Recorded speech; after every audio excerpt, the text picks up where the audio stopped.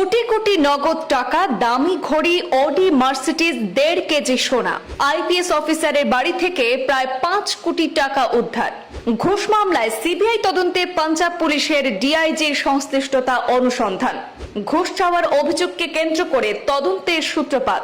তদন্তে ফাঁস হলো দুর্নীতির নেটওয়ার্ক।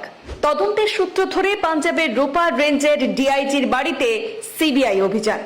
দুর্নীতি রুখবেন কি? নিজেই দুর্নীতির পাহাড়ে বসে সিবিআইয়ের হাতে গ্রেপ্তার আইপিএস অফিসার। পাঞ্জাবের রূপা রেঞ্জের ডেপুটি ইন্সপেক্টর জেনারেলকে দুর্নীতির অভিযোগে গ্রেপ্তার করা হলো। 8 লক্ষ টাকা ঘুষ চেয়েছিলেন তিনি, আর সেখান থেকেই দুর্নীতি মামলার তদন্ত শুরু। তারপর বাড়িতে হানা দিয়ে যা যা দেখা গেল তাতে মাথা ঘুরে যাওয়ার উপক্রম।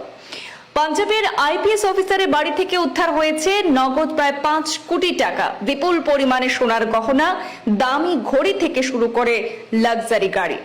ডিআইজি পোস্টে কর্মরত হরচরণ সিং ভুল্লার 2009 সালের ব্যাচের আইপিএস অফিসার।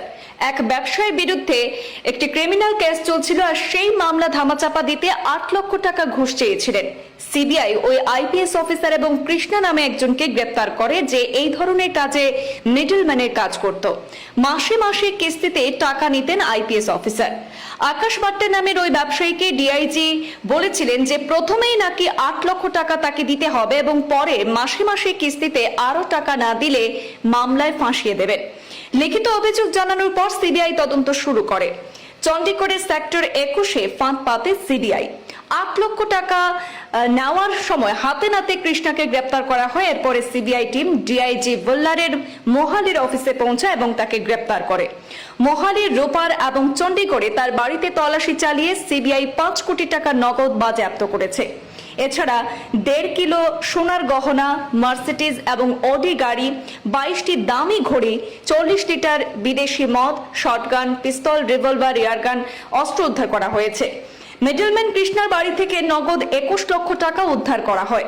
আজ শুক্রবার অভিযুক্ত আইপিএস অফিসার এবং তার মিডলম্যানকে আদালতে পেশ করা হবে এবং এখন সেখানে তল্লাশি চালানোর জন্য তারা আবেদন করবেন। আর্থিক তছরূপের আরো তথ্য সামনে আসতে পারে বলে মনে করা হচ্ছে।